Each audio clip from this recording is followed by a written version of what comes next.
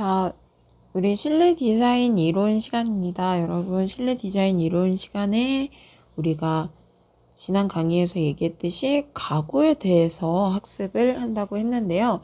선생님이 지난 강의에서 가구에 대해서 설명을 하면서 가구가 무엇인지 정확하게 설명을 못한 것 같아서 하나 짚고 넘어가 보도록 하겠습니다. 자, 지난 강의에서 제대로 설명을 못했다고는 했지만 크게 가구가 뭐 별게 있는 게 아닙니다. 가구가 무엇이냐? 가구란 인간이 삶을 영위해 나간다. 어려운 말이죠. 삶을 영위해 나간다고 하는데 삶을 쉽게 말해서 삶을 살아가는데 있어. 여러분 삶을 살아가는 데 있어서 필요한 행동들이 무엇이 있어요? 무언가를 먹고 배우고 놀고 또 쉼을 가지기도 하죠. 이러한 인간이 자신의 삶을 살아가는 데 있어서 필요한 생활 도구예요. 나 한 사람만 있다고 해서 그냥 혼자 살아갈 수 있는 게 아니라 무언가를 먹기 위해서는 뭐가 필요하죠? 테이블이 필요할 거고 또 여기에 앉아서 먹을 수 있도록 의자도 필요할 거고요. 공부를 하기 위해서도 마찬가지로 공부용 테이블이 필요하면서 책을 꽂을 수 있는 수납장도 필요하겠죠. 이렇게. 자, 그리고 놀 때는 뭐 다 필요해.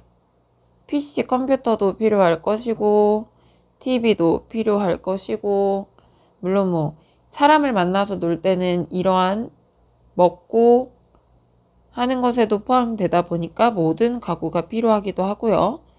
휴식을 취하는 가구들이 좀 많죠.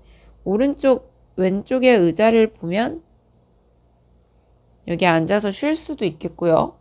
뭐가 있을까요 또? 침대도 있을 수가 있고요. 글씨가 잘 안 보이나요? 글씨 색깔이? 침대도 있을 수도 있고요. 소파가 있을 수도 있고요. 등등등 다양하게 있습니다. 그래서 이렇게 자신의 삶을 살아가는 데 있어 필요한 생활하는 데 필요한 도구들을 모두 다 가구라고 합니다. 자, 그래서 지난 강의에서는 가구의 기능에 대해서 알아봤죠. 첫 번째 대인적 기능, 대환경적 기능, 공간적 기능, 대사회적 기능 했었고요. 가구가 갖추어야 하는 조건들도 살펴봤습니다. 가구가 기능, 목적을 제대로 해야 되고 튼튼한 재료로 만들어져야 되고 구조도 견고해야 된다. 잘 버틸 수 있도록 그리고 재료를 표현하고 가능한 쉬운 방법으로 만들어야 하며 튼튼하고 기술이 좋다고 해서 무조건 비싼 게 좋은 거야? 아니고 품질은 굉장히 좋으면서 비싸지 않은 저가격으로 살 수 있어야 한다.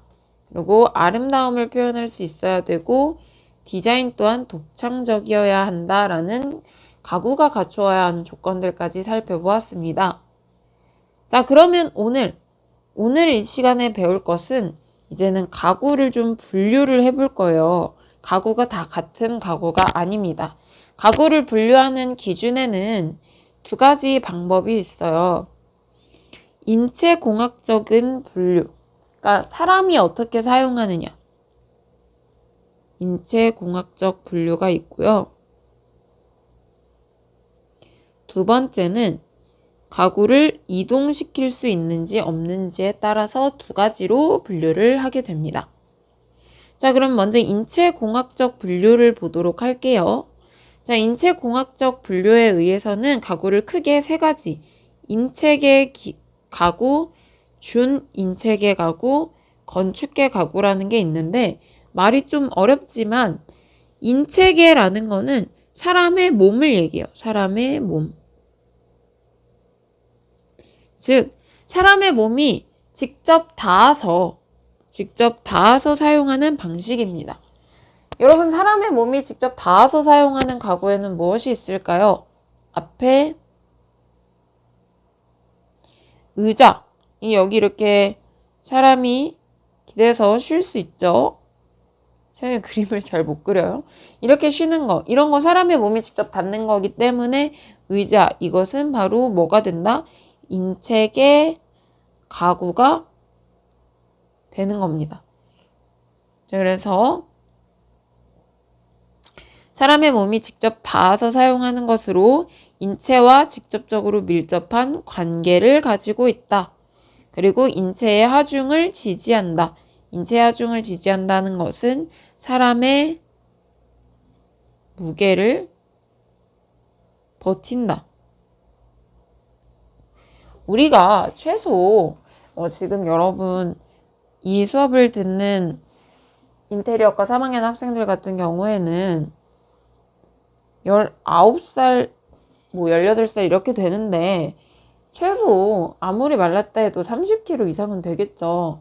이러한 30kg 이상의 무게를 버티기 위해서 의자나 소파, 침대 등이 하중 사람의 무게를 잘 버틸 수 있어야 됩니다. 그래서 인체계 가구 첫 번째로는 의자, 소파, 침대, 카페트도 마찬가지로 이렇게 카펫을 바닥에 깔고 사람이 이불처럼 누워있을 수도 있고 직접 발이 맞닿아서 서 있을 수도 있겠죠. 이것처럼 인체와 직접적으로 밀접한 관계를 가지는 가구들을 인체계 가구라고 합니다. 그럼 두 번째, 준인체계 가구는 인체계와 조금 비슷한 말이지만 얘는 사람이 직접 사용하기보다는 사람의 활동을 도와줘요. 도와주는 가구를 의미합니다. 그래서 직접적이 아니라 사람이 사용하긴 해.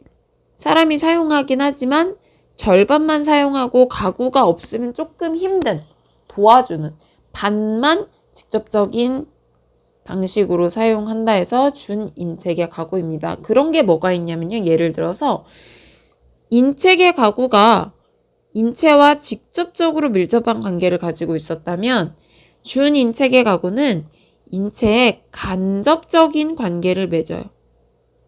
그래서 사람이 하는 동작을 도와주는 보조적인 역할을 합니다.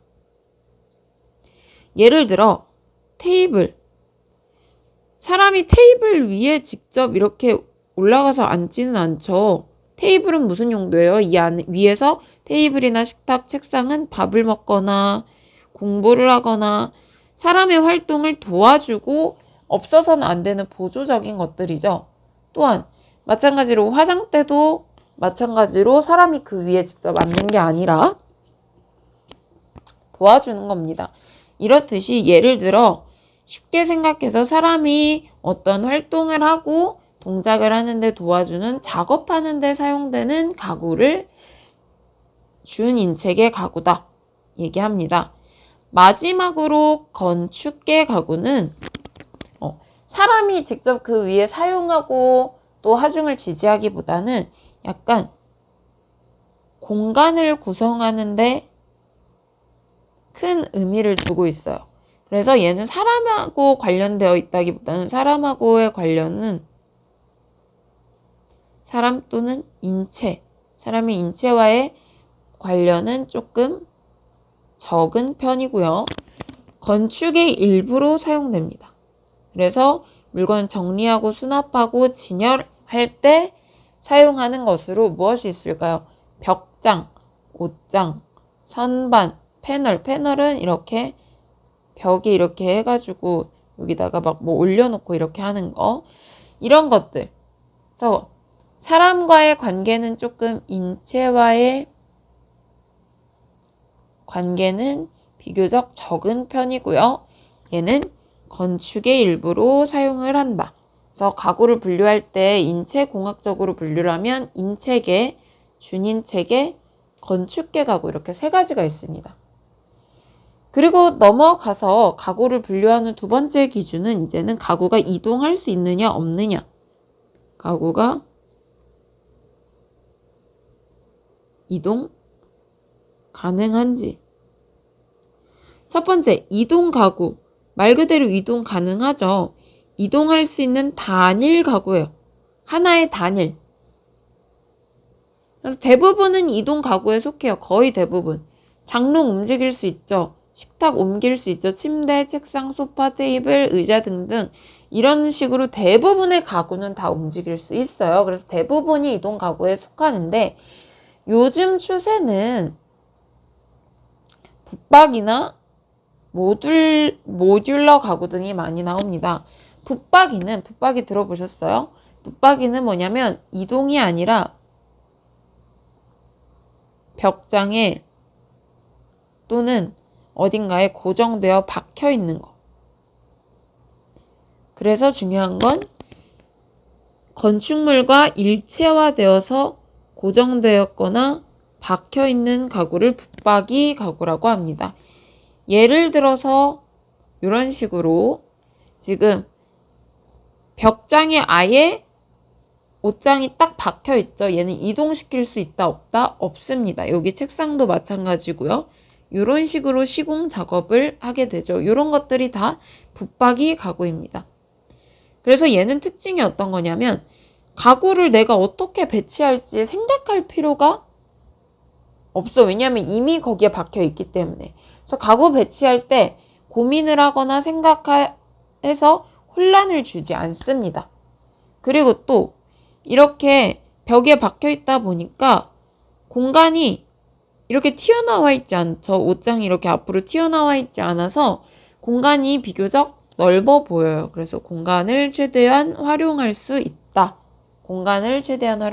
그래서 얘는 붙박이 가구의 특징이고요. 마지막, 요즘 많이 사용하는 모듈러 가구.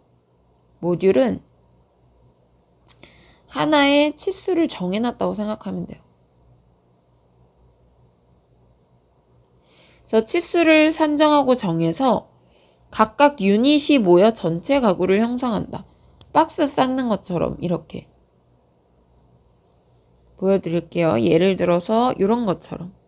자, 이 소파 하나 쓸 수 있고 사실 얘도 쓸 수 있고 얘도 의자로서 사용을 할 수 있죠. 물론 팔걸이는 없지만 보통 기존의 예전의 소파들은 어떻게 되어 있었어요? 이런 식으로 다 붙어 있었을 거예요. 그쵸? 근데 요즘은 이렇게 집이 넓지 않을 수도 있단 말이야. 이걸 다 못 담을 수도 있어, 크기가. 그래서 내가 필요한 만큼 요거랑 요거만 사서 붙이기도 하고요. 우리 집이 조금 그러다가 넓어졌어. 그럼 얘도 사서 이어 붙이기도 하고, 나는 좀 앞에 발 받침대도 있었으면 좋겠어 해서 갖다가 이렇게 붙일 수도 있어요. 그래서 얘네 각각 이 하나들 가구를 유닛이라고 부릅니다. 여러분, 아이돌 유닛 활동한다고 들어봤죠? 예를 들어서 아이돌 보통 요즘 선생님 아이돌 잘 모르는데 선생님 때 소녀시대가 유행했어요. 소녀시대 9명.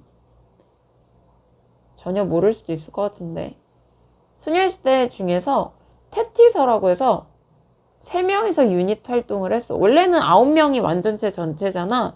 근데 이렇게 따로 떨어져서 활동을 할 수도 있다라는 겁니다. 그래서 모듈러 가구는 한 가구가 유닛으로 구성되고, 유닛이란 얘기는 단위예요. 하나가 가구지만 걔네끼리 막 모여서 조합시킬 수도 있다라는 거. 그래서 각 유닛은 대신에 중요한 건 아무거나 막 갖다 붙이는 게 아니라 얘네 크기를 조금 치수를 맞춰야 돼. 여기 길이 맞추고 여기 길이 맞추고. 퍼즐도 막 이렇게 생겼잖아요. 퍼즐도 이렇게 생겼을 때 요 길이들을 다 맞추고 치수를 맞춰서 해야겠죠. 그래서 모듈러 가구라는 것은 각각의 유닛들을 합쳐서 만들어낸 것을 모듈러 가구라고 합니다. 다른 말로는 시스템 가구라고 합니다. 자, 그래서 오늘은 이렇게 가구를 분류하는 거에 대해서 배워봤습니다. 가구를 분류하는 기준은 크게 두 가지가 있죠. 인체공학적 분류와 이동에 따른 분류. 그래서 인체공학적 기준에 따른 분류에는 크게 세 가지가 있었고요. 이동에 따른 가구에도 크게 이동 가구, 붙박이 가구, 모듈러 가구 이렇게 세 가지가 있었습니다. 모듈러 가구의 특징을 하나 더 보여드리면 이런 서랍장도 많이 사용하는데 요거 하나만 쓸 수도 있고 이 유닛 하나만 쓸 수도 있고 2개 붙일 수도 있고 뭐 여러 개 다 붙일 수도 있죠. 또는 위에는 이렇게 꾸몄는데 밑에는 빈 공간으로 놓고 여기에 이제 책을 꽂는다던가 선반으로 활용할 수도 있고 또 옆으로 놓을 수도 있지만 이렇게 위로 쌓을 수도 있죠. 이런 게 다 모듈러 가구의 특징입니다. 모듈러 가구의 특징은 내가 원하는 대로 유닛을 구성할 수 있다. 이게 바로 특징이죠. 자, 그래서 오늘은 이렇게 가구의 분류에 대해서 배워봤고요. 우리 다음 시간에는 그러면 내가 원하는 가구를 선택할 때 어떤 고려사항을 가지고 해야 되며 가장 중요한 건 가구의 역사가 있습니다. 역사를 한번 배워보도록 하겠습니다. 오늘은 이렇게 해서 마무리하고요. 이어져서 나오는 퀴즈 여러분 풀어서 학습을 완료하시면 되겠습니다. 수고하셨어요.